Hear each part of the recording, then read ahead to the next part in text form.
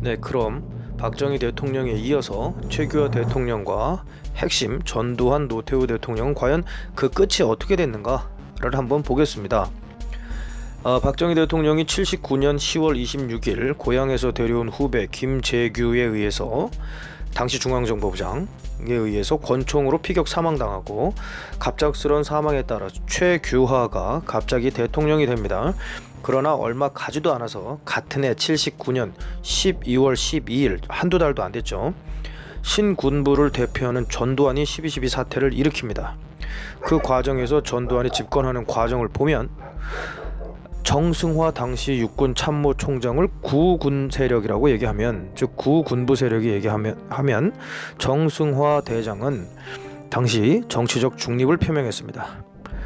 그리고 최규하 정부, 행정부죠. 행정부는 정부 주도로 개헌을 해서 대통령을 만들었으면 하는 생각을 갖고 있었고, 당시 세력이 무척이나 약했던 국회, 지금 국회의원들, 국회도 자기네 위주로 입법부에 유리한 헌법을 만들까 하는 생각들을 갖고 있었을 때입니다.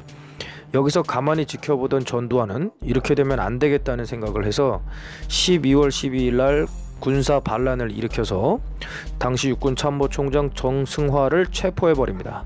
그리고 최규하에게 사람을 보내서 강제로 하야시켜버립니다. 그리고 나서는 본인이 대통령을 하려고 하는 것입니다.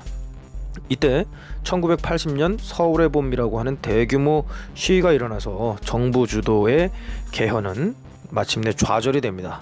정부 주도도 국민들이 볼 때는 민주적이 아니다 이렇게 생각했던 모양입니다.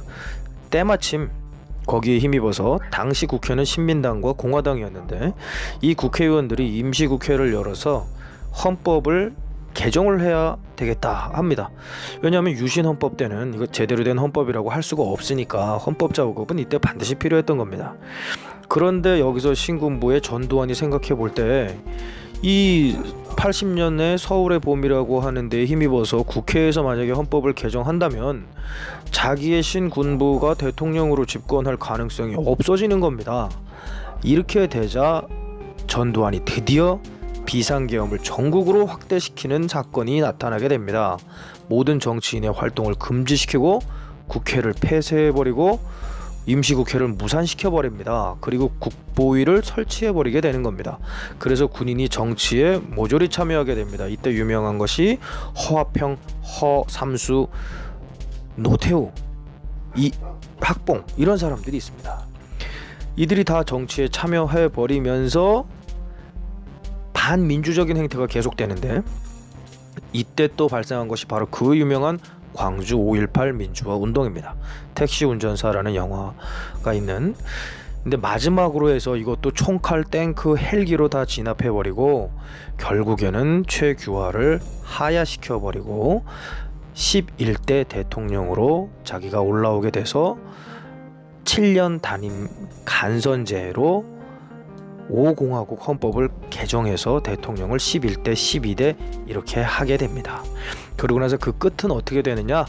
그 끝은 노태우 대통령과 같이 설명하면 좋은데, 결국에는 노태우가 자기 친구인데, 같은 육사 11기 자기 친구인데, 같은 축구부였는데 노태우를 자기가 밀어줘서 시킨 건데 노태우가 전두환을 심판하게 됩니다. 그 과정은 이제 노태우부터는 다음 시간에 이어서